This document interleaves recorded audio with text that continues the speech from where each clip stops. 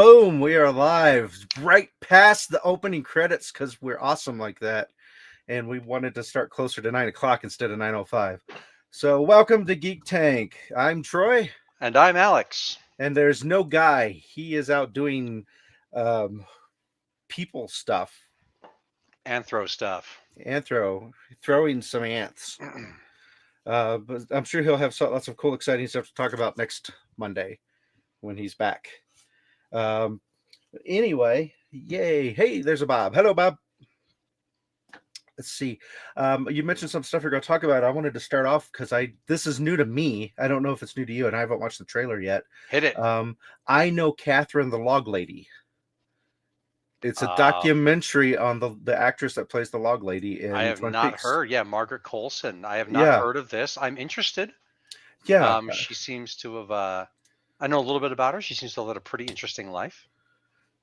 I'm guessing since there's a documentary, she probably did. This is the thing I do know that I'm sure they'll touch on is because I know all this obscure Twin Peaks stuff. David Lynch had also envisioned doing like almost like a kids science show with the Log Lady as like the presenter, and it was names. They're gonna name it something really cheesy, like I forget exactly what it was. It's like my log has every branch of knowledge. All right. Because of course. But yes, explores Catherine E. Coulson's life and her role as Twin Peaks Log Lady. Catherine. Yes, yeah. My bad. And her role as Twin Peaks Log Lady, featuring interviews and archival footage that reveal her artistic journey and the character's cultural significance. So yeah, I just saw it like listed a couple of days ago. I'm like, I wonder if Alex knows about that. Yeah, you're right. Margaret's name is the character. Catherine is her real first name. Yeah, a couple of little tidbits like apparently she refused to check the log whenever she was traveling and had to travel with it. She would carry on.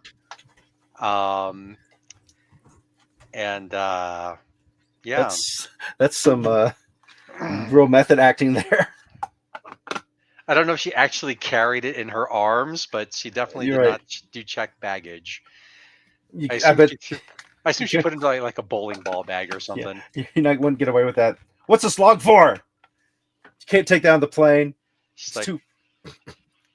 Well, I mean, it's an emotional support log. Yeah, exactly. It's a link to her dead husband who died in the fire on their wedding night, who's now in the lodge.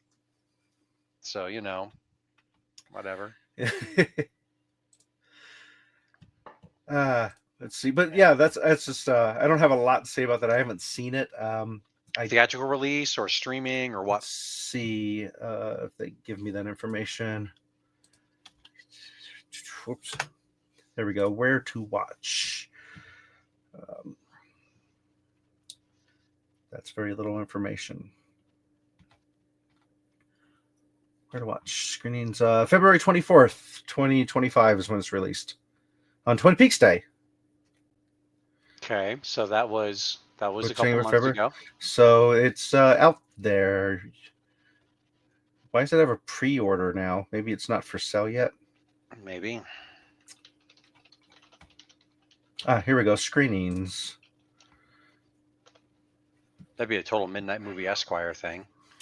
Looking for Colorado locations here.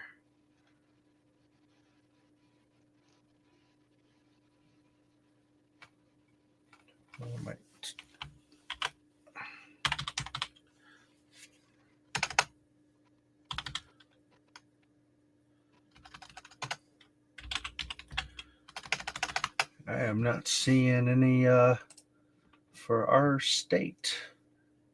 Son of a... I know.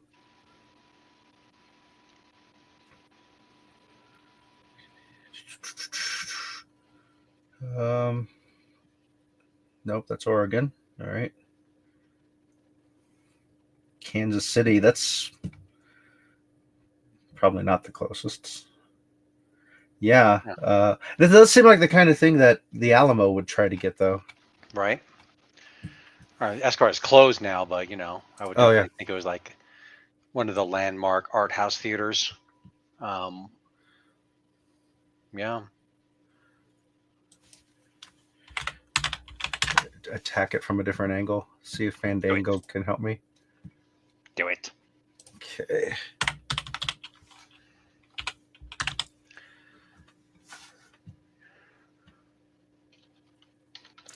I'm near Colorado City, Colorado.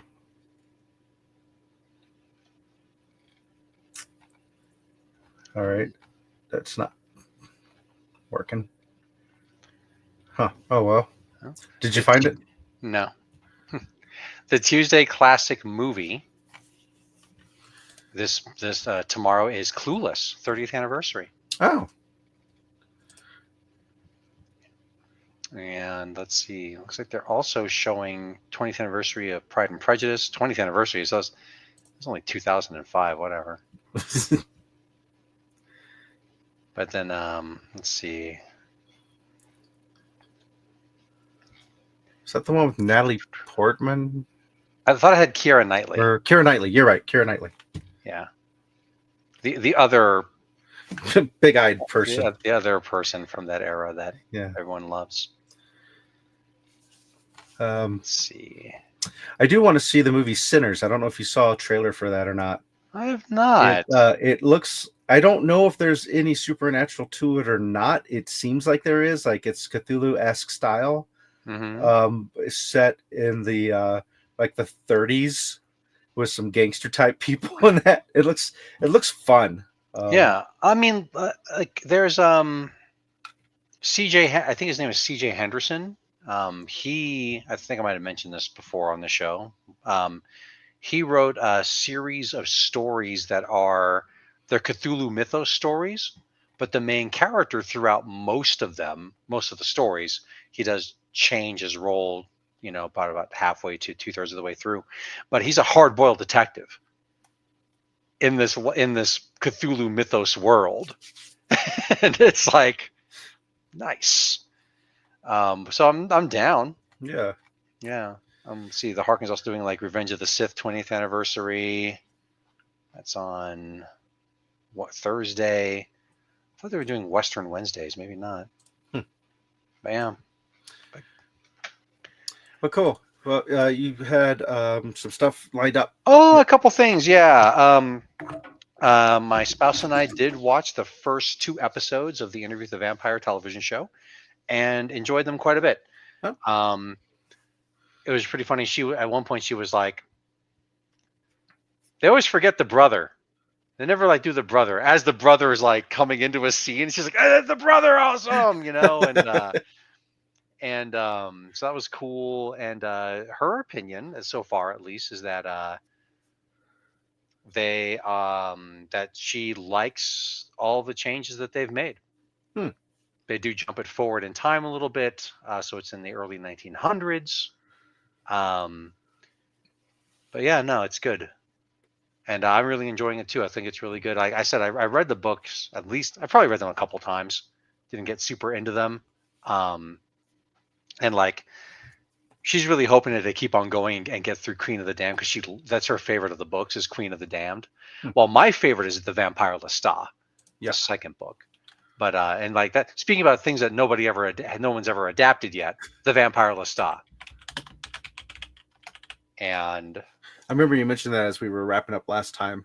Yeah. About how he's like Louis an idiot or something like that. Yeah, Louis. Like we used to have this joke, like there would be pull string dolls of all the characters, and like the Louis doll would be like, "We are damned, we are damned." And Lestat would be like, "But I love you, but I love you, we are damned." And I forget what the other characters had, but yeah, and then so like the framing story is different as well. The framing story is that with Interview with the Vampire is that it's the 70s and Louis is like having this interview with this punk rock journalist basically. And I'm a vampire, this is what it's like, blah blah blah. And the framing story is now in the present, so like the early 2020s, and they actually incorporate that into it. It's like Louis sends him tapes of their interview, and it's like, do you want to finish this up? And so the guy, of course, it's been 40, 50 years since that interview, and he's aged and stuff, and he goes, meets him up with him again to perform the interview. And it's good. Enjoying it. Good. Only season 1, I think, is on the Netflix. Hopefully there can be more seasons. Or honestly, it's good enough that we're probably going to wind up owning it if it gets a physical release, which it should. It's AMC. So Nice. I heard news that there's a possibility of there being a continuation of the Dredd from the Judge Dredd movie. Did you ever see that one? yeah, I thought it was all right. Yeah, but Carl Yeah. Urban, the actor that plays Dredd, also plays Butcher in The Boys. Yep. And Amazon Prime, I guess, or I don't know whose idea it was, but the producers of The Boys are interested in doing a series continuing Carl Urban as Dredd in that world. Okay. And that might be interesting as a 1-hour episodes. Yeah, I maybe. You know, I'm not a huge Judge Dredd fan. I had a couple of friends who were really big Judge Dredd fans. I mean, by that I mean the comics. Right. But this, like, I think I watched part of the Stallone movie, and it was just sort of like, here's an action flick with like Judge Dredd shit. Yep. Taped to it, and I think that the Carl Urban movie did a better job of, like, it is a Judge Dredd story, but it's also like, I think it kind of misses the point.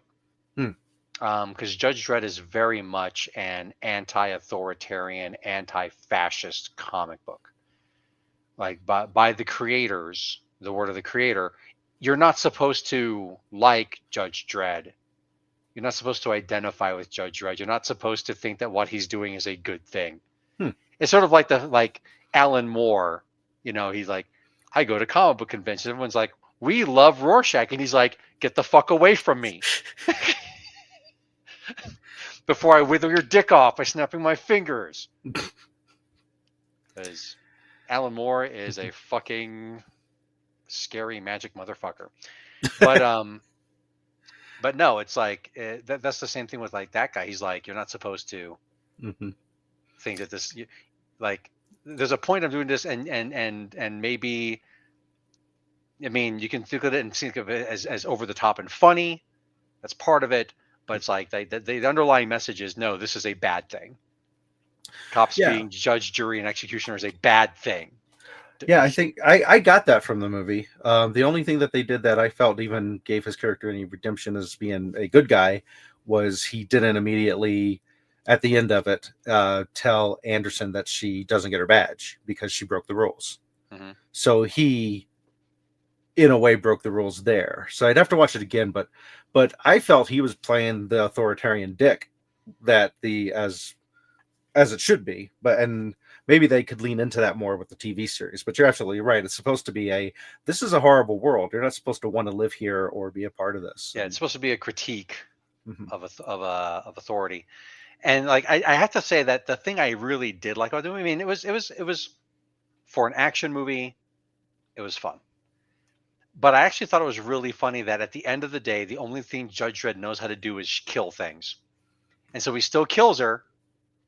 And because she didn't have it set to explode when you lose signal for any reason, not just, oh, it got out of range. Oops, okay. It should have still fucking leveled the whole fucking building. Yeah, the dead man switch is not. Yeah, it's not supposed to have a range. It's a trigger when it goes that way. Yeah, or like, oh, I didn't receive the signal for any reason whatsoever. Kaboom. Yeah. I remember my brother and I talking about deadman switches, and we're like, you can't have it too sensitive because then if you hiccup, it might go off because your heart will skip. Right. You gotta have a little bit of a leeway with it. But yeah, I thought it would have been better for him to just blow off her arms and legs and keep her alive. And that would have been showing more of how evil he is. Mhm. This leads into me thinking again about how the Punisher symbol has been co-opted and is Mm. idolized, and it's so irritating that people just don't get it. Because just today I saw the Punisher symbol with the American flag, like painted like the American flag. Mhm. I'm like, I don't understand why. Uh, I This is started cool, wondering. man. Yeah, it started making me think though of doing a parody of like taking every superhero symbol, like the Batman symbol, and put an American flag on it, just to show the ridiculousness of all the symbols Right. being used like that. Um, Yeah. uh, but yeah, that's the Dread is the thing that I heard coming out as a series I was interested in. All right. I haven't started the new season of Black Mirror yet, but I'm a big Black Same. Mirror fan. So, Yeah. Yeah. I've watched all of Black Mirror, and so I saw there's another season. I'm like, oh, okay, I'll give that a shot. hey Brent, Yeah. see that you're here. Yep. Yep. Thanks for making it. Yeah. But yeah, I've been watching what is it? The Netherlands version of Taskmaster now because I've watched all of the British Taskmaster. I've watched all of the Australian Taskmaster, which actually I think is actually New Zealand. Um, I've watched a bunch of the oh, which one is that?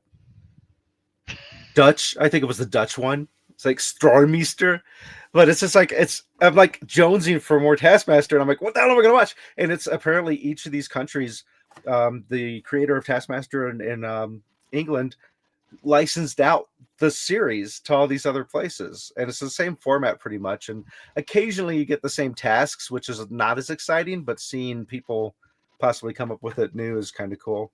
Yeah. Yeah. Oh, A different yeah. creative team and Yeah. different different social mores and such, and Yep, and the difference in the cultures and is really interesting. Basically, Brent's saying he had adult stuff to do. hot. Yeah. Uh, but yeah, it's become one of those shows where I'm like, man, I wish I could be at least partially famous so they'd like have me on the show.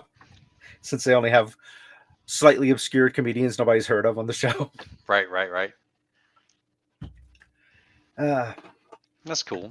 but that's yeah, I've been watching a ton of that. They have highlight clips from a British show called The Graham Norton Show on Netflix.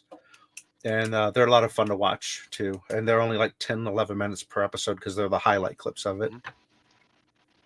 Cool. But yeah, I haven't done a lot of geeky stuff beyond that. Yeah. Yeah. Yeah. No worries. I Oh, I did finish reading the fourth book of Earthsea, Tehanu, to my child this evening, and it was really good. hmm. Um, in the afterword, Le Guin said, the author, she says that she basically had to grow, like she knew she wanted a couple things, like she knew some characters had done some things, so she finishes writing the third book, and she's like, well, I know I want some stuff to happen, and the last time we saw Tanar in Tombs of Atuan, like 20 something years have passed since then. Last time we saw Ged from the farthest shore, it's only been a few days. And to see the difference in their lives and what's going on with them and stuff. But she goes, I had that she had to grow up herself to write the book. And she also says in her afterward that many critics and readers did not enjoy it and didn't get it. And I would say, and I told my kid, that was me. I read this book when it came when I first saw it and it came out. It was like 1992, two or three, and I read it and I love the original three books and reread them many a time. And this book I just didn't understand. And there were a couple things that kind of stuck to me that was kind of like, that's weird. Um, and some of that stuff is still in the book, but not nearly as much as I had remembered. But the main character throughout the main character of the first book, who's also very instrumental in the other two or the next two, he's in this book as well. Ged the Sparrowhawk, and he loses his power. Actually, he doesn't lose it. He doesn't leave it behind the couch or anything. Like he spent his power to avert a cataclysm, basically. at the end of the third book. And this is the fourth book, and he's very fresh from that. And I do collect quotes, and there's a quote that stuck with me from when I first read it when I was a teenager, and that is, "Despair talks quiet, or despair speaks evenly in a quiet voice." And having been through some stuff myself since then, and losing my way on more than one occasion, it's good. It's a really good book. And I'm sure I'll reread it here in a few years and get even more out of it. And there's a really great saying in her afterward. I'm like, that's kind of like, every once in a while I'm tempted to get a bumper sticker and actually put it on my car. Usually I get bumper stickers and I don't put them on cars. I put them like my ammo cans or whatever, like my ban this sticker, and it says in smaller print, stickers convey information. Information leads to thinking, and thinking leads to confusion.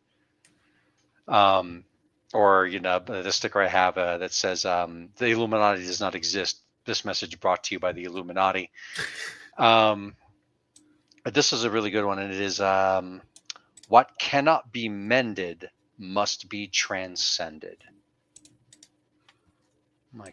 I like it. I like it quite a bit. Yeah, the book is great. There's more books of Earthsea that I actually kind of heard about but didn't have. Luckily, I found the complete books of Earthsea. And so I am going to be reading more of these to the kiddo and to myself, because everything from here on out is new to me. I really enjoyed the first books, and they're very slender volumes, very much in late 60s, early 70s, and are size for a fantasy novel that isn't Lord of the Rings or Dune. And I'm sure there were other popular ones. There were other ones that were large as well, but they probably weren't as popular. But the first book is definitely, I mean, you've seen it before a million times because so many people have iterated on it, where it's a boy, he has some magical power, he overextends himself, he goes to learn from somebody, he wants to learn more than this person is willing to teach him at the time. He goes on to the school for wizards, and the conflict of that book is of his own making for the most part. And the second book is takes place, he's older and he's wiser, he's stronger, magically speaking. And in that book, one of the lessons that I took away from it is that even at the height of his art and his power, he still needs help from other people. And then in the third book, as I say, he's now the Archmage of the school for wizards. He's Dumbledore, except for Dumbledore doesn't fucking hold a candle to get Sparrowhawk, my opinion. And he words has been reaching them that knowledge, passion, magic is going awry in places. And so he goes on a quest to figure out what's going on. And as I said earlier in this podcast, he winds up expending all his power in order to solve it. And even then, he needs someone else's help to do it. And then the fourth book, he is not from his perspective, but part of it is that he is learning how to be like, has he just been his power all this time, or is he an actual human being? So good. So good. I heard there was a TV series, and the people who had read the books said the TV series was horrible. Yes, it's terrible. Don't watch it. I won't. From it's I believe Le Guin said of it, not only did they immediately change, like, there's one of the things that she kind of threw on its head, especially for late 60s, early 70s fantasy, is that all the people get Sparrowhawk himself as well, are all different shades of like brown, red, yellow. They're all islanders of some sort. And except like there's these 4 islands out to the east that the pale red-headed barbarians come from. And yeah. And so in the TV show, about the rights, got Isabella Rossellini, and then just who knows. Yeah, she said that not only did they do that from the get-go, but it's like they made the problem that they were trying to solve easily solvable by killing someone. And she's like, that's not really the point of my books. Yeah, which is funny because in the end of this book, in the 4th book, they some people absolutely get their shit killed, but it's also that solves that problem right then. It doesn't solve other things.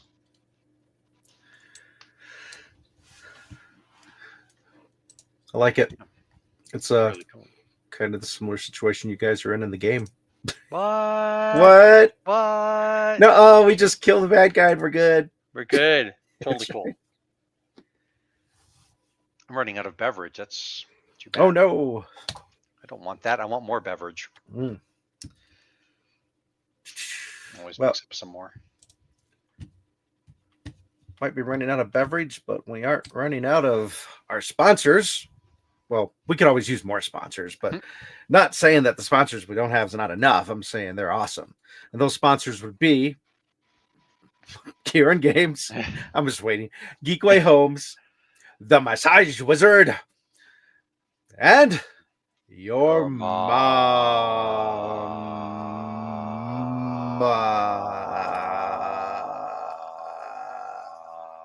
Oh, you beat me.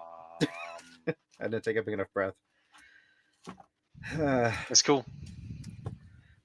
Let's see. And then I'll make that go away. Yeah. I don't know if I ever said like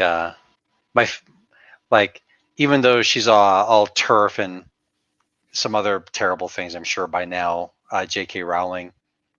My favorite takedown of her is from Ursula K. Le Guin, and it's I will repeat it here. Oh, come on. Where is it? Boop, boop, boop, boop. So it's like she's plot summary. I'm on the Wikipedia. And we get to not adaptations. Where is it? So influence. So one of the wellsprings of fantasy literature, compared to other major works such as Lord of the Rings and Wizard of Oz. Names can exert powers also present in Spirited Away. David Mitchell, author of books such as Cloud Atlas, described a Wizard of Earthsea as having a strong influence on him, and said he felt a desire to wield words with the same power as Ursula Le Guin. Let's see. Modern writers are credited Earthsea for introducing the idea of the wizard school, so that it'd be made famous by the Harry Potter series of books. Popular in the trope of the boy wizard, also present in Harry Potter. Reviewers also commented the basic premise of the Wizard of Earthsea, a talented young boy going to a wizard school and making an enemy with whom he has a close connection, is also premise of Harry Potter. Ged also receives a facial scar from the shadow, as Harry Potter does from Voldemort. Commenting on the similarity, Le Guin said that she did not feel that J.K. Rowling, quote, ripped her off, end quote, but that Rowling's books received too much praise for supposed originality, and that Rowling, quote, could have been more gracious about her predecessors. My incredulity was at the critics who found the first book so wonderfully original. She has many virtues, but originality isn't one of them. Yes, there are 6. They're all in here. In Piece of Earthsea. I was gonna go. I bought this book a few years ago from Tattered Cover, and I had like, had some money in my pocket that I had set aside for a book. I was going to purchase Termination Shock by Neil Stephenson, which is really good. I have not read all of his stuff anymore. I've read all the stuff that he's written, but he's done a bunch of collaborations that I just haven't gotten into. My spouse has enjoyed many of them, but I was going to pick up Termination Shock in hardcover. Here I am, going to get it. And then I saw this right next to it, and I'm like, I must have that more than Termination Shock. And yes, this book has all the 6 books of Earthsea. There's illustrations as well. As with all illustration, as with all art, one's mileage may vary. I don't find the art to be usually particularly very good. It's just not my style, but it's cool. I'd rather have, I mean, no worries there. But yeah, it has Wizard of Earthsea, The Tombs of Atuan, The Farthest Shore, Tehanu, and now the 3 books I've never read before, Tales from Earthsea, The Other Wind, and A Description of Earthsea, followed by The Word of Unbinding, The Rule of Names, The Daughter of Odrin, Firelight, and Earthsea Revisioned, which I'm also, those look to be mostly short stories, and then kind of it looks like it might be like an afterword to the entire work. Wheel of Time. Yeah, for those who can't see because it doesn't show everything, Brent just asked if either of us had read Wheel of Time. I know first, Troy. I've been talking. I know our other viewer, Bob. He's the first one I think I've heard about Wheel of Time through, because I feel like that was one of Bob's book series that he liked. You can correct me if I'm wrong, of course. But I have not read it. And so when the TV series came out and I started it, I did not have any of the book information to compare it to. From what I hear, the series is horrible compared to the book. But if you haven't read the book, you might enjoy the series because you don't have that to compare it to. And so far, I've been finding it interesting enough. So. Yeah, I've also heard that the TV series is pretty horrid. I don't know the veracity of that because I just don't. But wow, there's 14 of them. Jesus wept. Anyway, I liked it up to a point. I concur. I actually really enjoyed the first 3 books, and not because I thought it was a trilogy or nothing, but because I just really liked them. Eye of the World, you got these 3 fated companions growing up together, and they go off and they start on this adventure, and the world is interesting, and then you have the Great Hunt, where it becomes like this race against time. Cool. Then the Dragon Reborn, where like one of the main characters is basically like out of the entire book till the end of it, and when he gets to the end of it, he's like, he's been foretold to get this crystal sword that's been in this fortress for blah blah blah blah blah, and he gets it, and he lays some waste to some motherfuckers who are doing some shit, and it's really cool. And then you start reading The Shadow Rising, which takes place like that night, and more shit is happening, and it's real. I really like it for like, there's a great scene at the very beginning of it where these evil characters have come in, they're killing lots of people, and he's like leading this charge, and these other people are like, just killing all these people. And then, but there's also civilian deaths as well. And he's the most powerful male mage around for a variety of reasons.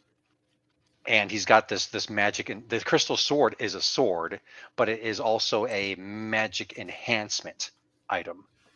And so he's the Dragon Reborn, and he's like, I'm the motherfucking Dragon Reborn. He tries to bring this dead kid back to life and can't.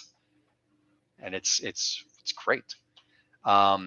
Shadow Rising, I forget which book it is. I think it might be Shadow Rising, where one of the characters finds out he wants his goddamn memories back, and he gets them. It's really good. And then I have to say that I don't know if I finished at Crown of Swords, book 7, or Path of Daggers, book 8. But these books are like this big. And just like a 1,000-page book. And yeah. And I remember I was reading one of them, and about 3 days in universe had passed. And I'm like, you know what?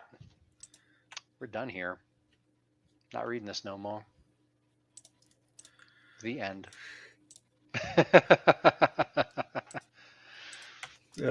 So it reminds me a little bit of when I first started reading Game of Thrones. Um, it within the first like 3 or 4 chapters, it was forming it into this like murder mystery.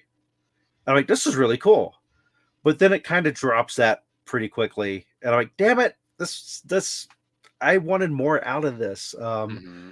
And it's like, I guess it was one of those things of the, well, most people can't handle the anticipation of figuring out who it was, so we're just going to come out and say it. It's like, okay, fine. And then the TV series came on, and someone I knew said, oh, watch the series before you read the books because the books are better.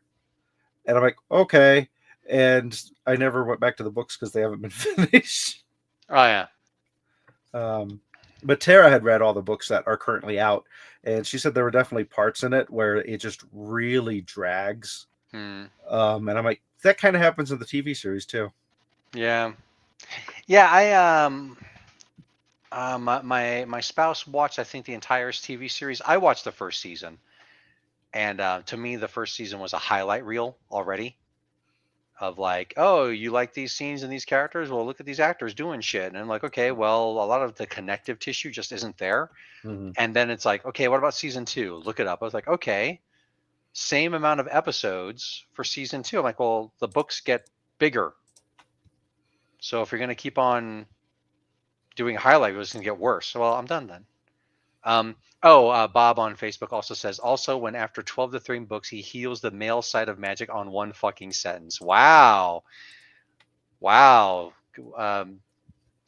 Dear Robert Jordan, don't just use your outline. Of course, you're totally fucking dead, Robert Jordan. Yeah, and Game of Thrones is never going to end because fucking George R. R. Martin is a querulous old man. Mm. And honestly, I might have mentioned this before in other episodes too. You don't want him to finish it. And not because of the anticipation, but because he's really shitty at writing endings to books. And I'm not kidding.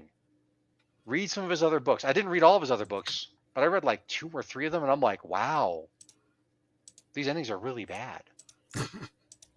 And not just like, and not in a like, wow, that was really downer ending. I mean, look at me. I'm talking about how like the building should have exploded and killed 1,000,000 people. Mm-hmm. Or like Final Fantasy VI, I'm like, there should be an ending path that Celis hurls herself from the cliff after the world is broken. Roll fucking credits. Open up an old save game and try to make different decisions, asswipe. But like just bad. Like Fever Dream is a book about vampires on a riverboat, and there's like good vampires and bad vampires, and there's like this human kind of stuck between the two of the two factions and stuff. Okay, weird, but all right, sure. And it's like at the end of the book, it's like the one human guy like lives and he's not sure what happened because he's just a fucking human, so he's like hiding the whole time. And it's like daylight, so now you can leave the run aground riverboat and be like, get the fuck out, right? And it's not quite that bad, but it's like he like did some stuff, but it's still kind of like, here, hide type of shit is what I remember. I might be wrong, but whatever. And then the epilogue is 100 years later, and like a couple characters are talking, looking at the Mississippi River, like, man, I'm sure glad that guy was there. Yeah, so am I. Like the end. It's like, are you fucking kidding me? It's bad. Just bad. Yeah. Yeah. Yeah, if I had the time and the editing I think I have the editing capability. I just don't have the time or the desire enough to do this.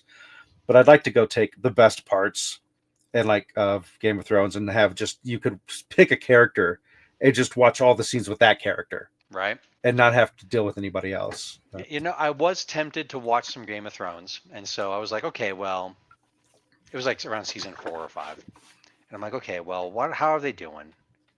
I'm gonna watch one of my favorite scenes from book 3, so season 3. And I'm like, okay, well, if they didn't even put it in, I'll be like, well, fuck this. And they did put it in. I'm like, oh, I'm going to watch the scene on YouTube. And it's a scene where the Hound and Arya have been captured by the Brotherhood Without Banners, or taken to their secret fortress underground, or the secret hideout underground. And they're like, okay, well, you're a Lannister, and we're gonna fucking trial by combat your ass. And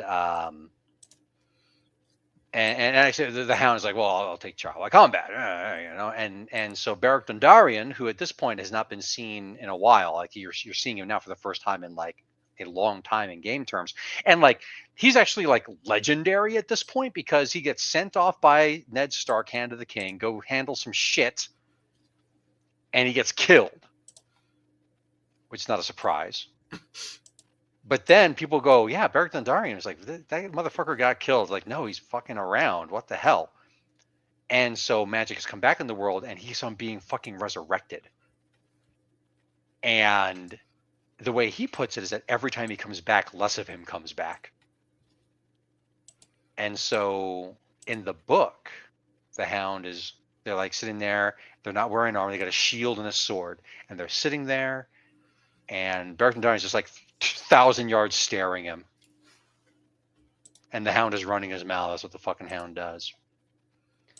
And eventually he peters out, and Dondarrion just keeps on staring at him. And then he takes his hand, he takes his sword and takes his hand, and he grabs onto his sword and smears his blood all over it. And the Hound's like, what the fuck is this? And Dondarrion squares up on him, and the sword bursts into flames. And the Hound, because of his backstory, shits himself. Mm-hmm. And it's like, oh shit. And they go for it. And the Hound winds up winning. Narrowly, but he winds up winning. And Dondarrion dies. And then Dondarrion's there again in like 5 minutes. Because he can't be fucking, he's coming back. And but I watched the scene of the show, and of course they don't take all the time they need to because they're highlight reeling this shit. Mm-hmm. But they're doing this stuff, and like at the first it seems like Dondarrion's staring at him and staring at him and staring at him, and then when they start the fight, he holds out a sword and does like this, and the sword bursts into flames like abracadabra.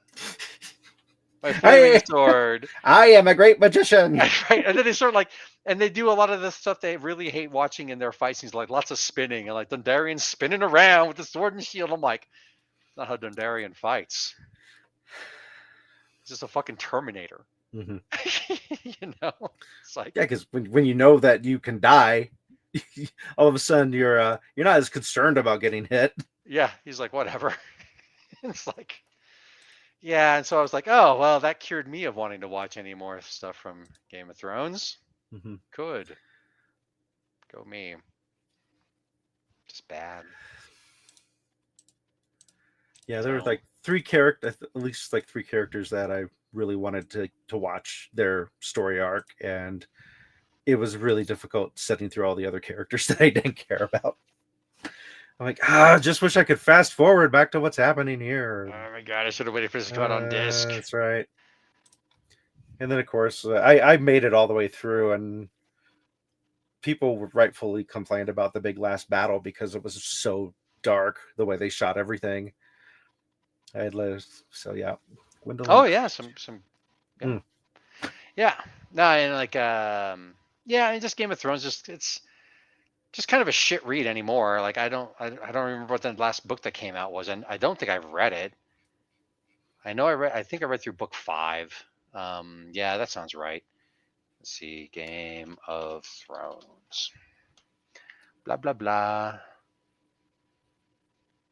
Okay. Give me the series of books. All right, I should be singing A Song of Ice and Fire. Sorry. Yeah, no, I mean, they start out really good. I think the first 3 books are great. Mm-hmm. Fantastic. But it's like,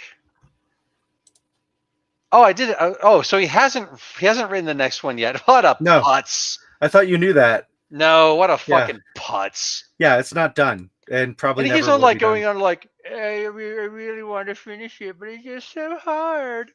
Just shut the fuck up. Take your bet of money, keep sleeping on it. Shut the fuck up. We're done with you. Um, and then like I actually saw a thing where he was like, "Oh wow, the House of the Dragon, yeah, it makes me want to go back and want to rewrite some of those books." Shut the fuck up. The what is it? The the House of the Dragon book is not even a fucking book. It's like a fucking like timeline and histories. So and so begat this. So and so begat that. Not published my ass. Yeah, I'll believe it when I see it. Yeah, that's bullshit. Oh, because his publishers don't want money. Give me a fucking break.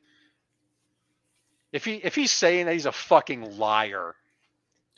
If I'm at a convention and I hear him say that shit, I will fucking get my way through his security and slap him. Fuck him. But it's like reading Feast for Crows and Dance with Dragons. Like, I'm gonna introduce new characters. You're supposed to care about these people. Oh, I killed them. It's like, yeah, no, duh, no, duh. Shit for brains. But it's like, I really was annoyed when he was like, "Oh no, people have figured out my mysteries." It's like, yes, because we're a bunch of nerds. You're going to reread your good books and figure it out because that's what good writing is: foreshadowing and teasing out plot threads and blah blah blah blah blah. Man, you don't even know me when I'm really worked up. You have no clue. But it's like, Yeah, this is a 3. This is a 3 on the scale of worked but up, it's I like think. he's like I had to change things. I think we talked about this like an episode or two ago. I had to change these. People figured it out. It's like, yeah, dumbass. We're smart people. We figure shit out. And you're too much of a fucking querulous old man that you can't fucking finish your fucking books. And also, like I said before, he's really shitty at finishing books. Like, just don't do it. Hmm. I read that, and I read Bob, who's known me for literally 30 years. Yeah. Yeah, it's about a 3. But no, it's like I also read about a book, Dying of the Light. That book was a big old nothing burger. It's like a bunch of people on they're not trapped on a planet that's about to be destroyed. They're just living on a planet that's about to be destroyed because of their ennui. Were they French? Might as well. No. Okay. But they're like, none of us are on antidepressants or uppers. And we just cannot. They say it in the French. We just cannot be bothered, arsed, to get off of this planet that's about to be destroyed by its sun, destroying it. It sounds like a Futurama episode. It sounds like a fucking Futurama episode. Oh, we just saw the Futurama episode where Fry goes back in his Roswell and is his own granddad. Yeah. I missed that one in the original run. So good. Oh, don't tell me about don't screw up the time continuum, Mister. You're your own grandpa. Oh, so good. Mm-hmm. Oh.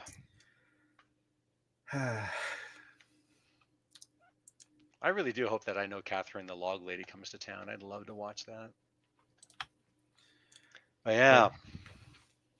Yeah, still playing Neo, The World Ends With You. Probably about 40% of the way through the game. I know there's going to be, and this game is kind of setting up to be kind of like the first one where like you will get through the main story, but there's going to be a lot of backtracking for completionist stuff. And also, I'm hoping the original game had a lot of secret story content in the post game, and I'm hoping that there's a lot of that in this one too, because there's always what the main plot of anything is, things are not what they seem. Mm-hmm. So I'm looking forward to that. So, a game, like 2 games I've been kind of bouncing back and forth is the computer version of a game called Ascension, which is a deck builder game. And it's the AI is actually pretty good, which is something I've never seen Magic do a good job of in all their variations of AI, because they had a few different Xbox Magic the Gathering games. Way back in the day, they had Chandelar. It's just all of the AI versions they just don't play at that level that when you're a good player you expect to play from. Right. But Ascension actually does make smart moves in the game and gets the smart cards. So I'm actually having fun with that one. Okay. And then of course the zombie game that I've talked about thousands of times, Project Zomboid. I've been playing a mod that added NPC humans into it. Yeah, you mentioned that. Yeah. And the recent weird thing I discovered, because I have another mod that adds a helicopter, so I've been doing the land the helicopter in town, find some survivors, get them on the helicopter, fly them back to the base. Right. That's become my game. And I found that I could click on them while the helicopter's flying and say, "Hey, you want to join my group?" And then when they join, occasionally they just teleport on the helicopter, so I don't even have to land. So I was imagining this rope ladder dropping down, just grabbing it, like in Defender. Yeah. But then I had this one guy. He joined the group, and so I could fit like 6 people or 5 people on the helicopter plus myself, and I had like a few extra seats. So I was going to pick up another person, and one of the other guys jumped out with me because I forgot to tell him to stay in the chopper. Oh no! We fight off some zombies. I get the new guy. We jump in, and the other guy's just kind of running around the chopper, and I'm like, "Get in!" And he won't get in, and zombies are coming. So I'm like, Get in the chopper. Get in the chopper. So I lifted up, flew down a couple of blocks, dropped, waited for him to come over, and he started running around it again. I'm like, "What the hell?" I'm like, "All right, you're on your own for now." It's leg day, brah. Yep. So flew the other guys, actually flew them to like the outskirts of town, landed them somewhere I knew they'd be safe, grabbed a car, drove back, got the guy, and he finally got in the car, drove him back to the helicopter, and then got him in the helicopter and got him out of there. But it's one of those, it's like, I don't know if I would have come back for you in a real zombie situation. I think that would have just been you're dead now. Get in the car to get to the chopper. Get to the car. Yeah, so Bob on Facebook says he's been playing Lunar Silver Story Remastered. I remember that game from the SNES days, and cool. I did see you pop up on my feed playing that. And Brent says on YouTube he's been replaying Assassin's Creed Revelations. You know, that was the game where I got tired of doing all the, I guess the Penny Arcade guys call it all the map fucking. Like that was the game where I got tired of doing every single side objective and this and that and other thing. I was like, you know what? I just want to play the story and play Old Man Ezio and stuff. I'm wondering, Brent, if you'd ever seen the short film Assassin's Creed Embers, because that is the epilogue to Ezio's story. And I think it used to be accessible from, I think it was DLC for Revelations, but I'm sure you can find it on YouTube. Like all that the original Assassin's Creed 2 shorts leading up to the game were all on, like, accessible through the game through secret stuff or from the thing, or from the thing, YouTube and stuff. And Monster Hunter Wilds, yeah, my video game crew, yes, I loved Embers. Most of my video game crew are playing a lot of Monster Hunter Wilds. It's just one of those games that, like, I've played some Monster Hunter, and I understand and I enjoy the main gameplay loop of, have some gear, kill monsters, make better gear, kill better monsters, make better gear, repeat. But I gotta say that it didn't really click with me because I really dislike the art style. It's just not. I just don't like it. That, by the way, Joan is the person I was telling you about that had Cravensworth as a character. From which I don't know if was intentional or accidental from what we do in the shadows. Right. Nice. But I want to back up what Bob said. Yeah, Futurama had the best last episode of the series that I'd ever seen in any series. But then they came back, and I'm like, well, I feel like it was completely in its nice package and fine. And the new episodes do break the fourth wall a lot to acknowledge the stuff that is going on and such. Okay. So we are okay. So meanwhile is the 26th and final episode of the 7th season. Is that what you're talking about? I believe so. Let me pull it up here real quick, because I don't think I have my DVDs within arm's reach. All right, future. It says 2013. Does that sound right? That does sound right. Okay. Yep, I think that's correct. Okay. It ties everything that's happened throughout the series up really nicely. Okay. Um, and it's one of those things of like, I'm glad they came back, but I also feel like they because they knew they were going to end, they did a Hmm. really good job of wrapping everything up. And Right. a lot of shows don't get that luxury because they're like, we thought we were going to get 3 or 4 more seasons, and we're done. Right. So everybody Well, dies. It was all a dream. Ah, right. okay. Um, yeah, What We Do in the Shadows, both the movie and the TV series, I highly recommend. They're very fun. Okay. Does the movie take place before or after the series? Movies before, and at I want to say the last episode of season 1, slight spoilers, they get some of the same characters slash actors from the movie to be in the series. Um, and Hmm. there's a few Easter eggs that are also in that when they have the Vampire Council. And Hmm. I'm not going to spoil those. I'm just going to say when I saw the cameos, I'm like, this is one of my favorite shows ever. Right. They brought all Nice. of these other. Um, Ah, yeah, Deadwood. I, yeah. I remember the original ending of Deadwood. I never watched any of the more recent stuff, which of course is old by now. But yeah, with God, what was it? I'm gonna grit my teeth all the time. Grr. And them leaving town. I remember that. That was yeah, that was a thing, and that was also the same era of Carnival and Rome. And attribute that to the VP of original programming, who was an alcoholic at the time, because that's what he said in an interview. And it's like, dang it all. Because I think that Deadwood at least had a. I mean, it was a downer ending, but I think it was a very understandable place to end it.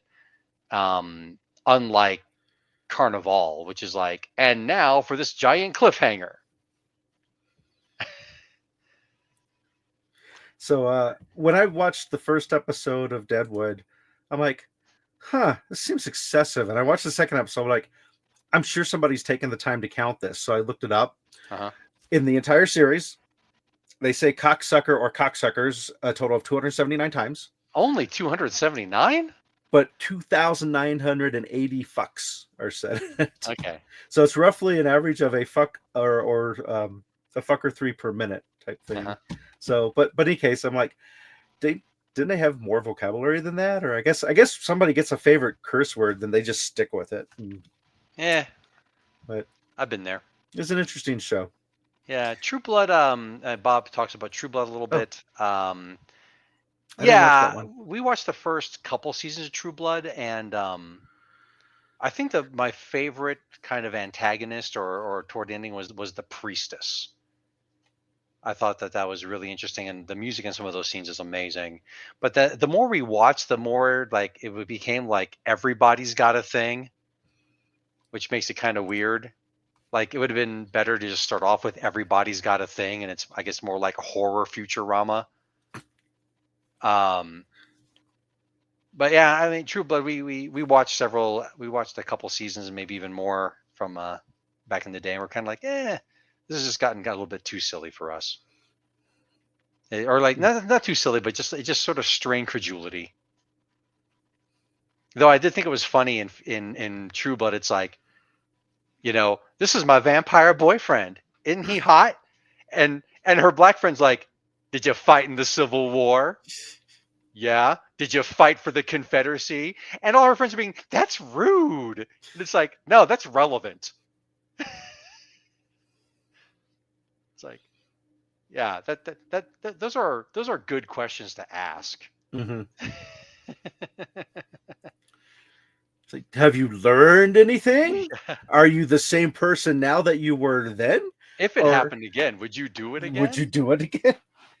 Yeah. Yeah. Well, I know we're at time, but that does bring up a thing that I want to bring up. And I'm not going to name names or go Guy. into details. No, it's not Guy. No, I'm just kidding.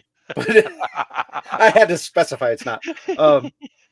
But I try not to unfriend people on Facebook. And I know you're not on Facebook at all and don't care about it, which I think was a very wise move. Um, but there's people and there are like a couple of people in my life that I thought were decent people, and they're like geeks and like same geekdom, and but then come to find out that they don't quite have the morals don't quite align correctly. Hmm. And then one of these people who's been on the fence of me pushing them to the outer circle on the Facebook thing as opposed to unfriending them, posted a meme that I found extremely offensive to trans people.